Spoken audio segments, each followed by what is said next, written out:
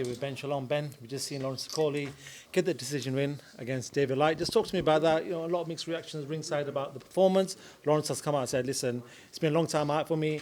I felt the ring rust, but there's more coming forward. What did you make of Lawrence's performance? Look, it was a fight we had to do.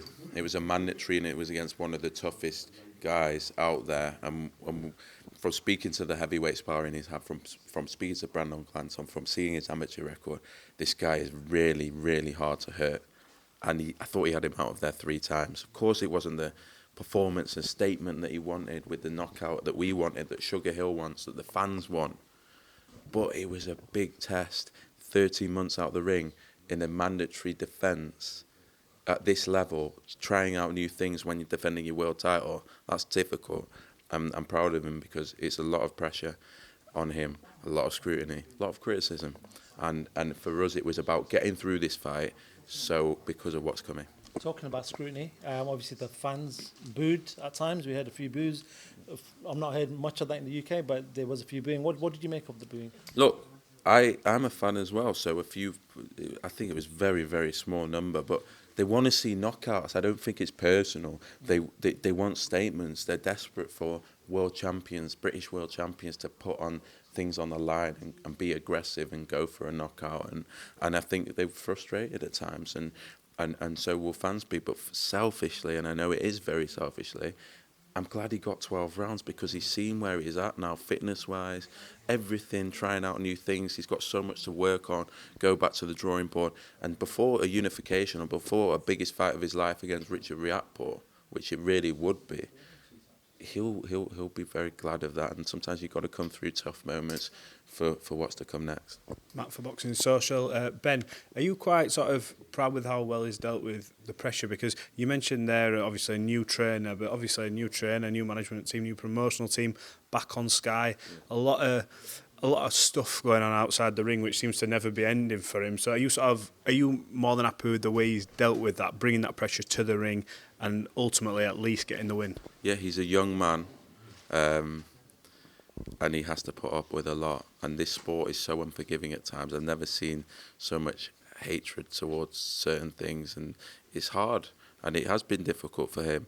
But the way he deals with it, broad shoulders, world title, world champion, and dominated every single round. Yes, as I say, not the performance he wanted, but an absolute display of perhaps why he'll be the hardest cruiserweight to beat in the world. Yes, didn't get what he wanted, 30 months out the ring, a lot of pressure, but yeah, proud of him. He mentioned when we spoke to him, he signed to fight X amount of people, and he said, you need to ask Ben. I asked him, is Richard Riakporhe next? He goes, ask Ben. He said, I've signed to fight him. What is next for him? He is right, and that's what's so good about Lawrence. It's whatever name now we give him. He's signed for every single fight. So it's exciting to be able to just choose one. Everyone wants to fight him. He's the world champion, and he's the biggest name probably in the whole of the cruiserweight division now. So everyone wants him. Everyone wants that chance at the world title, and we'll choose the biggest fight out there. So for me, it's a unification or Richard Riakporhe. We spoke about a mini tournament before in the main press conference. Jay Oppenheimer is free agent. We've got Chris Smith, who's with yourself, Richard Riakporhe.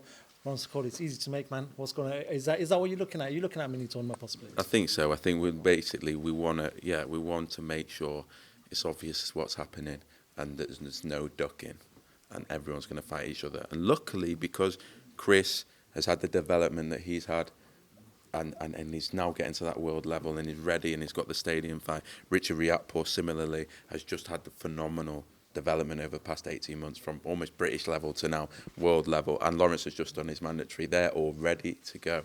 So for me, I'm very happy with tonight because we had to get the mandatory out. It was the only thing left to do.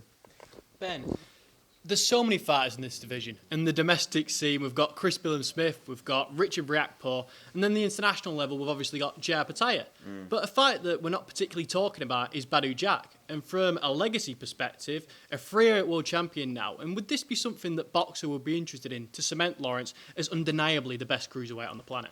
I think we would absolutely love that fight, as would Chris, as would Richard. But I think we'd have to pay I don't think there's any amount of money we can pay that's going to convince Badu Jack to fight Lawrence Okolie. Any amount of money, and that's just the facts of it. And it's not because he's tied in Saudi Arabia. From what we're hearing in regards to reports, he's got some sort of deal in Saudi Arabia. We're fighting out there, which means he's probably getting paid a lot of money. I think it's part. I think some people say there was a rematch clause in that voluntary defence from Makabu, and also I think I just know, and we work in boxing. We know how these things work. I think there's no amount of money that Badu Jack would fight Lawrence Okolie for. You've now got this scenario where we mentioned a tournament, but you've got a narrative to go with it. The Riakpor fight, the Creed movie set, the kick-off there. You've got a former stablemate, someone who he classes as a friend for Lawrence Okolie and Chris Smith. How pleased are you with sort of how the stars have aligned for you in terms of not just the fights because of the best fighting the best, but you've got that bit of background, a bit of meat on the bone for it as well? We've worked hard for it, but all the fighters have had to do it. Chris Smith had to come through such a grueling war with Isaac Chamberlain in Bournemouth, one of the fights of the year. Then he's had to have that real knockout that he had in December, which was incredible. Richard Riakpor's had to work so hard to late bloomer, started boxing late and has had to learn on the job and develop into one of the most feared cruiserweights in the world. And Lawrence Okolie's had to do his job. So yes, it's been a lot of hard work. The stars have aligned. We have a division that is on fire. And there's some serious rivalries. Obviously, Chris is with Shane McGuigan. And there's just a lot of things going on. And it's exciting to be able to sit down without politics and just go, right, this is the best thing that can happen. You mentioned there that Badu Jack requires a lot of money to fight Lawrence Okolie, and that's perhaps because of his frightening power. But Lawrence himself doesn't want that money necessarily. He cares about legacy, and he cares about giving back to the grassroots game, because this week he was down at Wharton ABC helping out the youngsters, and now that Boxer have signed a long-term partnership with Maverick Stars. So I want to know what it means to you and to Lawrence about helping the sport going forward. I think that for us, that's what we stand for. I think that's how we try to put on the shows. I think that's our goal, is to try and make the sport a better place, to try and connect the amateur sport closer to the professional sport. As we develop it, we now have the power to be able to do the change that we want. And Lawrence, he'll do it. He does his work behind the scenes, but my God, I don't think I've ever worked with a boxer that does more behind the scenes for causes that he believes in. And he's a special guy like that. He really is, and a fantastic world champion, fantastic ambassador for the sport, fantastic personality, and look to do some more with him going forward. Just time for one more, please, guys. So I just wanted to get your opinion on the potential of Conor Benn and Chris Eubank Jr. being made outside the UK before any sort of conclusiveness with regards to the investigation. What's your thoughts on that?